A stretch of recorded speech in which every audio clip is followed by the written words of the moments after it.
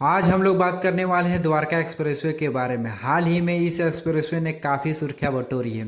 इनकी डिजाइन, इनकी underground tunnel की खूबसूरती देख लोग पागल हो गए हैं कि ये क्या कर दिखाया परिवहन मंत्री नितिन गडकरी जी ने। देखा जाए तो अब तक का सबसे बेहतरीन परिवहन मंत्री नितिन गडकरी जी है, जिन्होंने भारत के सड़कों को एक नई रफ्तार दी है।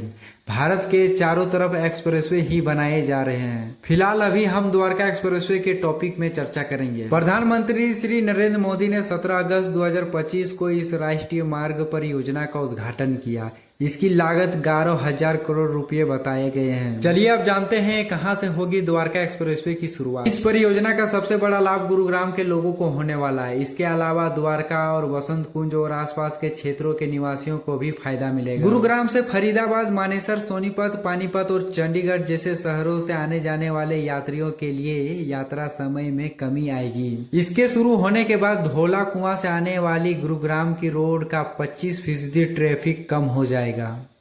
अर्बन एलिवेटेड द्वारका एक्सप्रेसवे की कुल लंबाई 29 किलोमीटर है, जिसका ज्यादातर हिस्सा 18.9 किलोमीटर हरियाणा में है और बाकी 10.1 किलोमीटर दिल्ली क्षेत्र में आता है। दिल्ली के महिपालपुर में शिव मूर्ति से ये एक्सप्रेसवे शुरू होती है और गुरुग्राम के खेड़की डोला टोल प्लाजा पर खत्म होती है।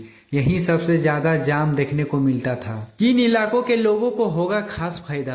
अर्बन एलिवेटेड द्वारका एक्सप्रेसवे परियोजना से खास तौर पर बवना, नरेला, मुंडका, रोहिणी, समयपुर, बादली, कंजावाल और किराड़ी जैसे बाहरी और ग्रामीण क्षेत्रों में रहने वाले लाखों लोगों को फायदा होगा। यहाँ के लोग अब दिल्ली के अन्य हिस्सों तक कम समय में यात्रा कर सकेंगे। इसके साथ ही नरेला और बवना में स्थित डीडीए फ्लैट तक भी पहुँचना अब ज्यादा आसान होगा। इस एक्सप्रेसवे से दिल्ली में ट्रैफिक को कम करेगी और प्रदूषण से भी कुछ हद तक राहत मिलेगा। यह दिल्ली और गुरुग्राम के बीच यात्रा समय को 1 घंटे से घटाकर महज 20 मिनट कर देगा।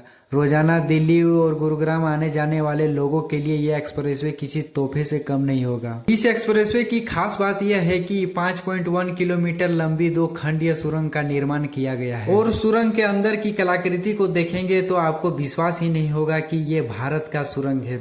इतनी बेहतरीन डिजाइन की गई है। अब लग रहा है कि भारत बहुत तेजी से आगे बढ़ रहा है। हमारी छोटी सी जानकारी आपको कैसी लगी प्लीज कमेंट बॉक्स पर बताइए। चलिए मिलते हैं अगले वीडियो में। धन्यवाद।